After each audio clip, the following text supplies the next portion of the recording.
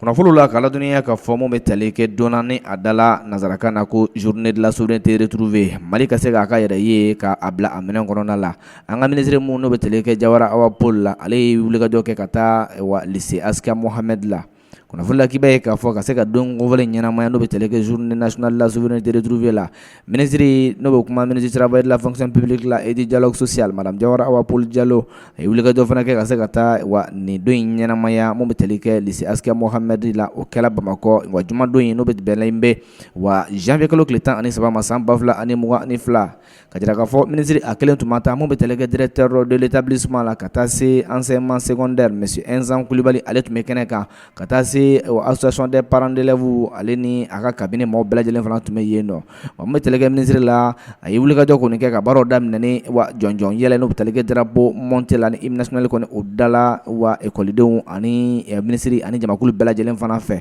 fara ɲɔgɔn bɛ se ka kɛ cogo min na komi o ye ladala ko ye o kɔfɛ tuguni mun bɛ tali kɛ anw ka jamana ministre la ka jira k'a fɔ a yɛrɛ fana ye pionnier kɔrɔ ye a ye wulikajɔ fana kɛ ka se ka pionnier a baaraw bɛ kɛ cogo min na ka misaliya ɲɔgɔn dɔ fana kɛ ni pionnier denmisɛn fila ye o kɔfɛ tuguni mun bɛ tali kɛ a bɛ fɔ mun ma ko sariya sen minnu bɛ n'o bɛ kuma pionnier yɛrɛ ko kan a kumasen dɔw bɛ yen nɔ a y'olu yɛrɛ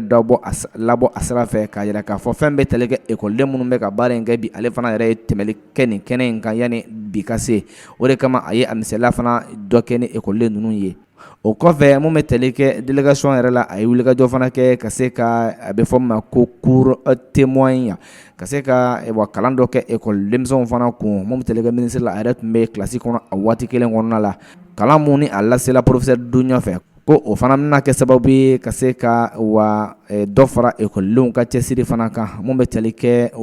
jamana ka yɛrɛ ye n'a bɛ fɔ ma ko souveraineté ale ni fasoden ɲumanya waliyaw fo ka taa se an ka jamana jɔnjɔnw bɛ se ka bonya k'a lakodɔn cogo min na a bolila o n'a ɲɔgɔnnaw de kan ka se ka ko kun cɛ mun bɛ tali kɛ ministre la ministre a yɛrɛ y'a ka nisɔndiya yɛrɛ k'a jira k'a fɔ a ye wulikajɔ min kɛ ka taa nin ye waliya ye waliya minnu kɔni a kɛla